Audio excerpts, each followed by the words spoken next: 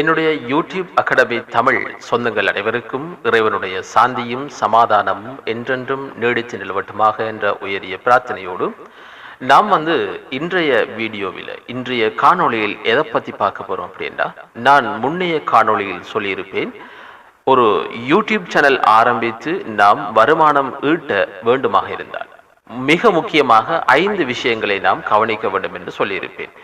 அது சம்பந்தமாக பார்க்காதவர்கள் டிஸ்கிரிப்ஷனில் லிங்க் கொடுக்கிறேன், பார்த்துவிட்டு அடுத்த காணொளியாக இதனை தொடருங்கள்.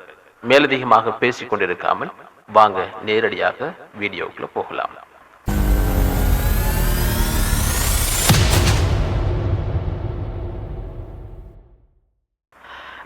இன்றைக்கு நாம் என்ன பார்க்க போறோம் அப்படின்னா, நான் பேசியிருந்த அந்த 5 விடயங்களில் 2 அல்லது 3 விடயங்களை நான் உங்களுக்கு அதிலே சொல்லியிருப்பேன். இதிலே அடுத்த விடயமாகத்தான் 4வது விடயமாகத்தான் லோகோ எப்படி கிரியேட் பண்றது, ஒரு யூடியூப் சேனல் ஆரம்பிப்பதற்கு லோகோ எப்படி கிரியேட் பண்றது அப்படிங்கிறத பத்தி தான் நாம இந்த வீடியோல பார்க்க போறோம்.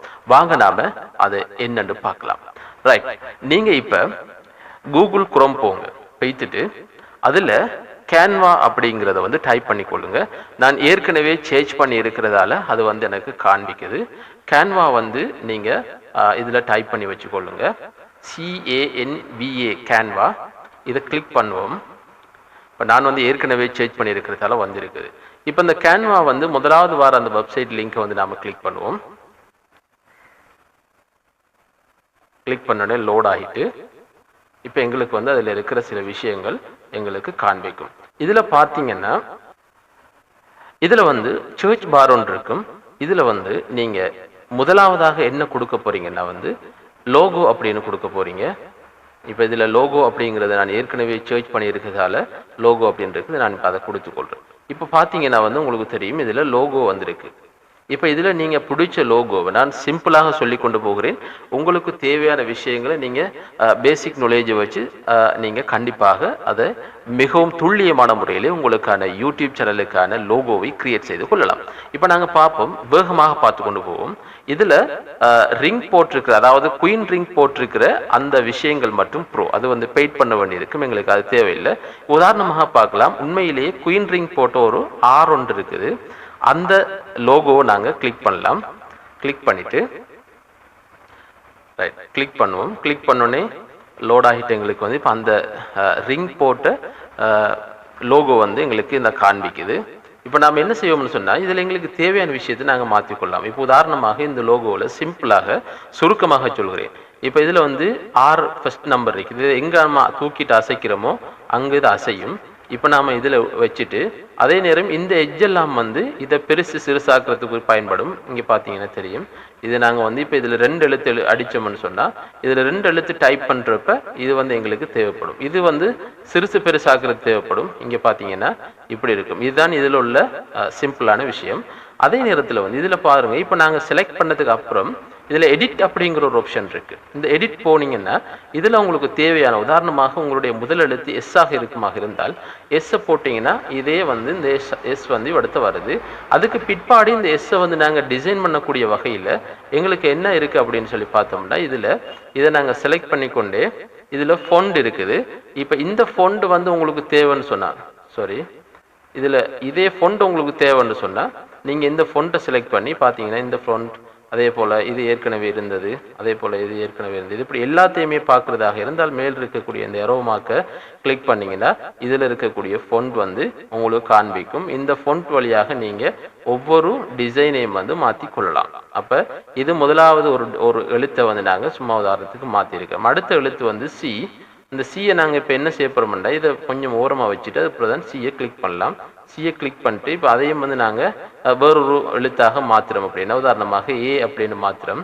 A மாற்றிட்டு இதுக்கு ஏதாவது டிசைன் அப்படி தேவைப்படுமாக இருந்தால் நாங்கள் மறுபடியும் இந்த சைடில் இருக்கிற, அதாவது A கிளிக் பண்ணிவிட்டு இதில் ஃபோன்ட், மற்றது டெக்ஸ்ட் ஸ்டைல் அப்படிங்கிறது இருக்குது. இது டெக்ஸ்ட் ஸ்டைல் ஃபோண்டை போல தான், ஆனால் ஒரு வித்தியாசமான ஒரு இதை கொடுக்கும். இப்போ இது ஏற்கனவே இருக்கக்கூடிய ஸ்டைலில் தான் இருக்குது. இப்போ நாங்கள் இதை பே பண்ணால் வேறு மாதிரியான ஃபோண்ட், அதாவது டிசைன்கள் ஸ்டைல்கள் மாறக்கூடிய மாதிரி இருக்கும். இதே நேரத்தில் இது ஃபோண்ட் சைஸ். இப்போ நாங்கள் இதை ஏற்கனவே பார்த்தோம், இதை இப்படி கூட்டி குறைக்கலாம் அப்படின்னு பார்த்தோம். அதாவது எழுத்தை சிறுசாக பெருசாக மாற்றலாம் அப்படின்னு பார்த்துருந்தோம்.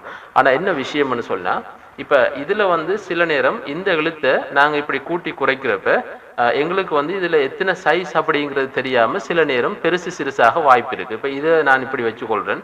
இப்போ இதே சைஸுக்கு நான் இந்த எழுத்தை மாற்றணுமாக இருந்தால் நான் இப்படி கூட்டி குறைக்கிறப்ப வந்து சரியாக எக்ஸாக்டா வந்து அதே எழுத்தாக வர முடியுமாக என்றால் அது கொஞ்சம் கஷ்டம். எனவே தான் இந்த ஃபொண்ட் சைஸில் போய் நாங்கள் என்ன செய்யலாம்னா, இந்த எஸ்ஸை செலக்ட் பண்ணி கொண்டு இந்த ஃபொண்ட் சைஸ் நாங்கள் பார்க்குறோம் 161 இருக்குது. எனவே இது அதே சைஸுக்கு நாங்கள் இதை மாற்றணுமாக இருந்தால் அந்த ஃபொண்ட் சைஸ் போய்த்து இதை நாங்கள் செலக்ட் பண்ணிவிட்டு நாங்கள் 161 அப்படின்னு கொடுப்போம்னு சொன்னால் இப்போ இதே சைஸுக்கு இந்த ஏயும் மாறி இருக்கிறத நீங்கள் பார்க்கலாம். இப்போ நாங்கள் என்ன செய்கிறோம், இப்போ இதை ஒரு லோகோவாக மாற்றுறதுக்காக நாங்கள் என்ன செய்கிறோம்டா, இதை இங்கே கொண்டு வந்து வைக்கிறோம். அதே நேரத்தில் கீழுக்கு இருக்கிற எழுத்துக்களை நாம் வந்து தூக்கிட்டு கீழே கொண்டு வரோம். அதே நேரத்தில் ஏயும் கொண்டு வந்து வைக்கிறோம். இப்போ இது வந்து நான் உங்களுக்கு சாம்பிளுக்கு செய்து காட்டக்கூடிய ஒரு விஷயம். உங்களுடைய வசதிக்கேற்ப உங்களுடைய டிசைனுக்கேற்ப நீங்கள் இந்த லோகோவை தயார் செய்து கொள்ள முடியும். இப்போ நாங்கள் வச்சுட்டோம். இப்போ இதில் ஒரு ரிங்க் ஒன்று இருக்குது. அந்த ரிங்கை வந்து நாங்கள் என்ன செய்ய போகிறோம்டா, இப்போ தூக்கிட்டு இப்போ இதை நாங்கள் இந்த எஸ்ஸும் ஏயும் இங்கே வைக்கிறோம். இந்த ரிங்கை இப்போ நாங்கள் பெருசாக்க போகிறோம். ஏண்டா அதுக்கு ஏற்ற சைஸில் மாற்றணும்.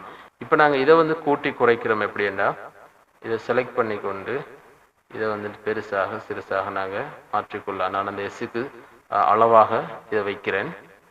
அதுக்கு பிற்பாடு இப்போ வந்து எங்களுக்கு சாதாரணமாக ஒரு லோகோ ரெடி. இப்போ நாங்கள் என்ன செய்வோம்னு கேட்டால் இதையும் வந்து இதை சரியான பொசிஷனில் வச்சுட்டு இதுக்குள்ளே நாங்கள் என்ன செய்ய போகிறோம், உதாரணமாக ஒரு சின்ன வேர்டு ஒன்று நாங்கள் கிரியேட் பண்ணுறோம். Waiting for 1000 subscriber. சரியா பண்ணிக்கொள்ளலாம். இப்போ வந்து என்ன கேட்டால் இப்படி நாங்கள் நீட்டுறப்ப எங்களுக்கு வந்து இது வந்து பெருசாக மாறும். அதாவது நீளமாக ஒரே வசனத்தில் வரக்கூடிய மாதிரி இருக்கும். ஆனால் எங்களுக்கு வந்து இப்படி நீளமாக ஆகியும் நீளமாக வச்சோம்னா எங்களுடைய அந்த லோகோவுக்கு கஷ்டமாக இருக்கும். அதாவது ரவுண்ட் மூட்ல வந்து வாரத்துக்கு எங்களுக்கு கஷ்டமா இருக்கும். ஆனால் இதில் நீங்கள் பார்த்துக்கொள்ளணும் எப்படின்னா, இந்த சென்டர்லாம் வந்து கோடெல்லாம் விளங்குது தானே, இந்த சென்டர்களை பிடிச்சி தான் நீங்கள் என்ன செய்யணும், அந்த வசனங்களை கொண்டு போய் நீங்கள் வைக்கிற மாதிரி இருக்கும். அதுக்கு பிற்பாடு அந்த ரிங் அங்கால தூக்கி வைப்போம். ஃபர்ஸ்ட் கெஸ்ஸை கொண்டு வந்து இங்கே வைப்போம். அதுவும் சென்டர் பார்த்துக்கொள்ளுங்க, சரியா இருக்கு. இப்போ அதே மாதிரி இந்த ரிங்கை கொண்டு வந்து இங்கே வைப்போம்.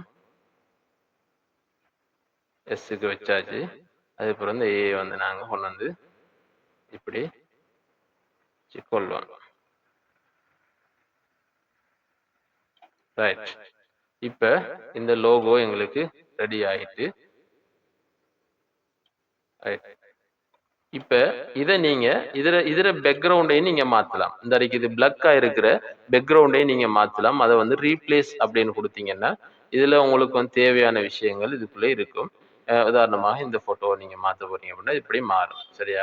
எங்களுக்கு அப்படி இல்லாம அது மட்டும் தேவை அப்படின்னா நீங்க அதைவே இதை அன்டு பண்ணி இந்த பிளக் இதை கொடுத்துக்கொள்ளலாம். அல்லது இதுல கலர் தான் தேவை அப்படின்னா உதாரணமாக ரெட் கலர் தேவைன்னா இப்படி கொடுத்துக்கொள்ளலாம்.